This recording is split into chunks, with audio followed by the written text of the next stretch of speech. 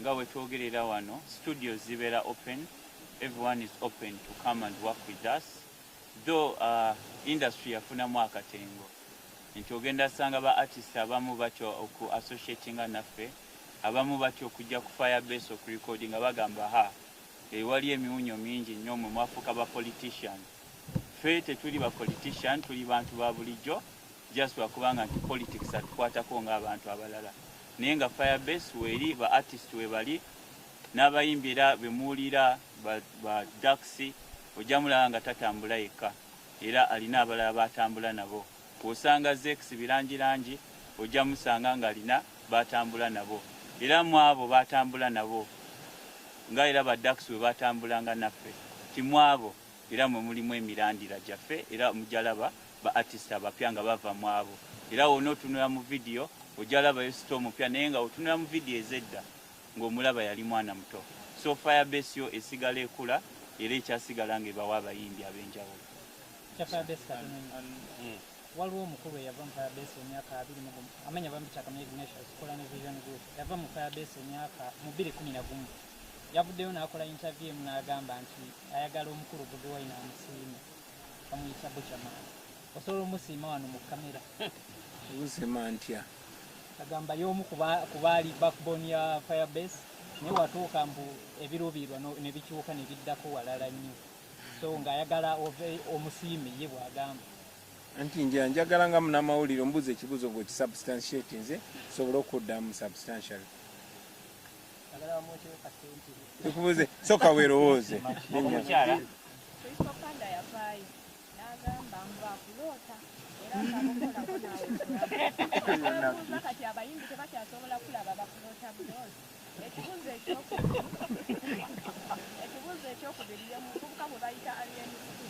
Emabegaawo yavuddeyo n'alumbako munnamawulire munnange omukusiku ng'ayagala mukubiramu. Yayayisa bulungi naye agamba akwagala nnyo era asaba okusinkana. Gwe kikulekawa abantu abeeyisa we bati nga gwe pulezidenti ng'ate ayagala okusinkana. Kristo Panda yayimba kana kayimba fumita emboozi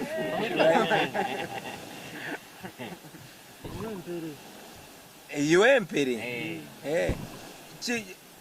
kineesimisa munange omuntu bwandootako bwabanga teyalose kibi omanya ayinza okuloota nga togiza omutuga yalose tuli mu studio. That's not a bad dream.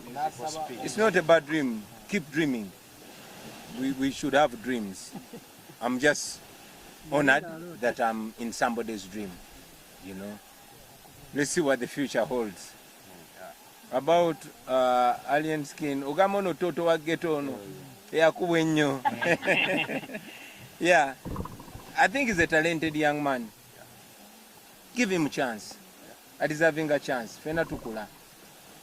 Abamu twali babanda na nnyo n'okusukaawo naye ensi yatuwa chance. Ne tetujajinga sinti wabulayo abatujajinga. No. Abatujajinga baaliyo nene abatuwa chance. Nze gwolaba bampazi second chance nga bameka bannange. So to transforming ne tukula. You know, bobera omuto okola ng'omuto. Bw'okula n'okola ng'omukulu. So lwaki weewuunya ng'omuto akoze ng'omuto? Kiyinza okuba kikiri acceptable sometimes. Naye it's good to give chance, not to dismiss.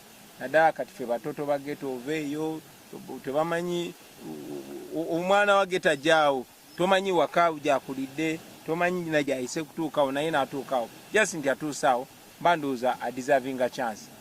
Bw'aba anjagala kimpeesa ekitiibwa era nsanyuka nnyo.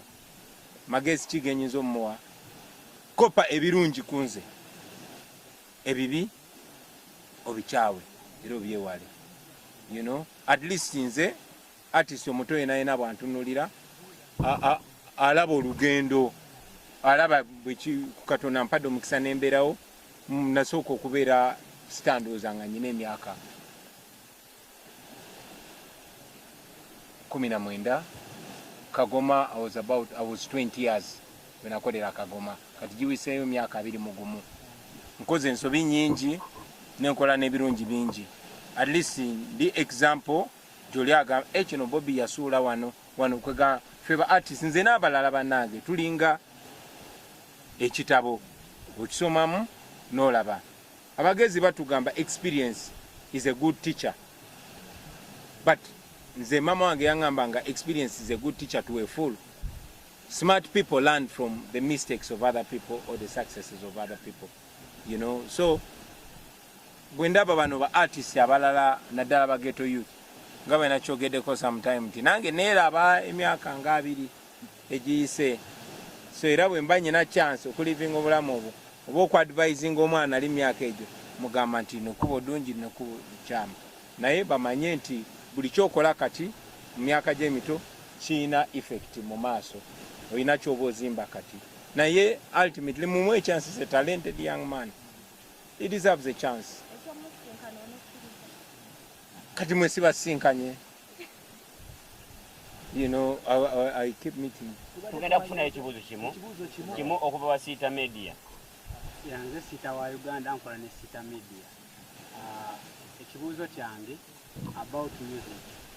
Abayimbi be Uganda abasinga tuze tubakolako interviews ez'enjawulo. Naye nga beekwasa oluusi ekibatwala osabiriza oba mukimuyita okulya mu nsoolukwe olw'ensonga nti tewali copyright nga woolaba mu nsi endala omuyimbi akuba oluyimba lwe anaaluliirako kibadde tekikyasoboka n'emabegakaawo ng'omuyimbi takyasobola kukola concert olwa covid agwe abanga firebase army oba gwe nga president tovangayo ndowooza kwogera ku nsonga ya copyright ogenda tuwa ku ndowooza ku nsonga eyo then n'ensonga endala wano we tuli ku One Love Beach Busaabala every Easter Monday wabeerangayo Busaabala nekiwaatula essaawa zaakakati abawagizi bo abaali basuubira nnyo nti at least ojjalemezaamu Easter Monday oteekengayo posta bo bajje ekiba kibe ekyogenda tutangaazamu eno Easter Monday One Love Beach Busaabala yazzeemu okukola era yaddamu okukola emirimu gyayo. Then my last question. No, please. Okay, my last question. Okay, kanziremu ebyo bibiri. Thank you. Obuuza ebibuuzo no biri elaborate. Obuuza nti twakolanga concert wano. You know, kati tukirizibwa kola concert. Of course. I mean, sigezaako kwewaana naye sirowooza nti waliwo artist oba group yaba artist oba crew ng'erina support mu Uganda okuva edda nedda nga bajjuzanga ffe. Era kyabutali bwenkanya okuba nti owekiwatule katumuleke yagalire mu ddembe lye era n'abakumadembe bakomewo eno tutekewo sente nyingi nnyo okugezaako okulemesa kitegeeza abatutya. Ekyokubiri ekyo kindeetera n'okwogera ku mpulira ba artist abagamba nze ndi wakabi nnyo nze ndi biggest wano nze ndi kakati oyinza otya okubeera boxer n'ogamba gwe world champion naye ate nga abakuvuganya tebabakkiriza ku muteekawo ringi. Ontegeera kye ŋŋamba bannange abo mbadde nga nvuganyanga nabo emyaka 2 emabega ng'era mbasinga okitegeera ng'era mbasinga mu buli kimu academically, physically, philosophically, financially, biki byonna byonna. Era engeri yokka gye bayinza okunsinga ne babeera ba number 1 nga nsibiddwa emiguwa. Era mubaleke beeyagalire mu bwa number 1 nga nkyali ku miguwa kubanga singa enjegere zikutuka. Era president aba akomyewo. So kabafune chance mukana akaseera beeyagalire mu bwa number 1 kiringa bogamba waliyo pere wali. Naye gwe ne ba media neteka munyonyonyo gamaze wakabi nze wakabi. I mean, yes oli wakabi. Naye oli bamugulire omukakase osobola okyogeranga waali. So that's how it is. Ba artists abagenda okusabiriza bangi be explaining ati wali copyright. Yes. Babatadde mu mbeera eyo. Kigenderere bba kumanga muli baavu. Kigenda nasindika Dr. Hildaman namulonda artist munange ate MP wange mu National Inter Platform party gyenkulembera era namulonda abeere minister wa arts and culture. Kati tuli bawambe tetulina budget abantu batukwasa obuyinza era tusobola okuteekawo ensonga zaabwe naye tetulina national budget kuba budget y'eggwanga Museveni ne babbi banne bagiwamba naye namusindika ateekewo policies entuufu ezirina okutambulirwako azenga abayitamu mwena to agree as artists kikye twagala industry kikye twagala.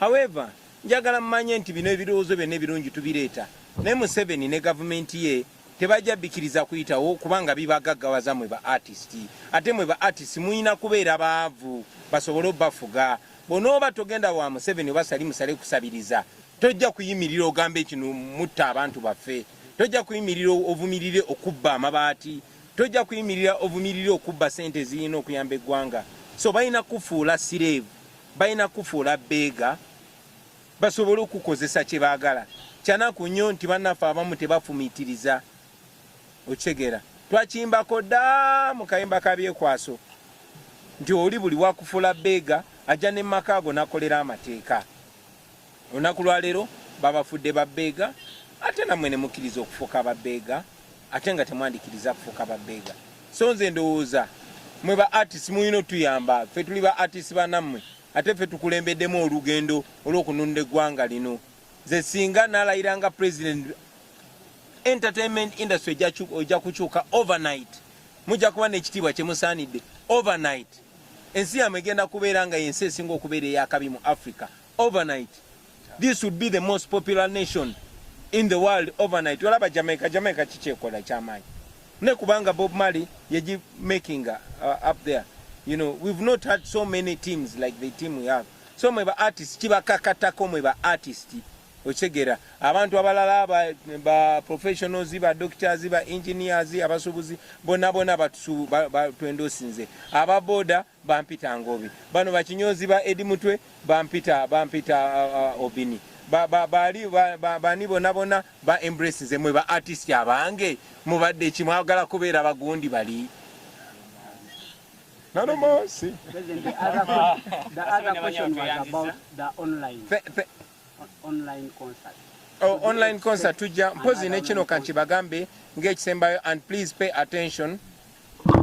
Tugenda bawayo ekirabo waliwo mwina okumanya wadde tubeera busy bwe tufunayo just weekend emu nga tuli wamu nga bwe tuli ne tiimu yaffe ne tuyingirako mu studio ate tunyiiga nnyo so tugenda kozesa weekend eno kano ke tuvudde wano mutuwadde vibe nammwe era ku bwe tuva wano tugenda kuyitako mu studio tujja basuubizaayo ate ekyakabi ekirala ng'ekisibo kiggwa 10 tugenda zigabana ngenda kuwa satu kale nze nkuwa ennya right kati nze nja kuwa oluyimba lwange olusooka playlist kubeera bwe tubeera mu motoka onakubayo akake no that's how we enjoy nze akange asimanyi artist naye bakayita Soweto say no to apartheid. That's my first song. Mubiani Destiny Buju Banton. Then Magic Madara Buju Banton. Akanga akalala Born in Africa original akafile butaya obusibuna yes Heal the World Michael Jackson. That's somebody. Yeah. Enimero y'oku Buganga Hamani basudde. Nyumirwa nyimba za Eli Wamala. Collectively. Yeah. Wow. One Love Bob Marley naye ne nyimba za Bob Marley ndala. Mpuliriza nnyo non-stop za Paul Kafero. Teziweddeeyo. Basi dunia. Because you're current president,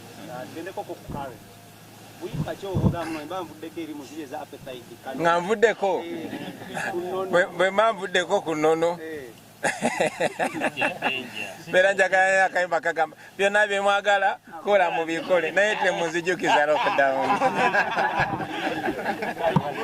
Okay, thank you very much. Have a good day.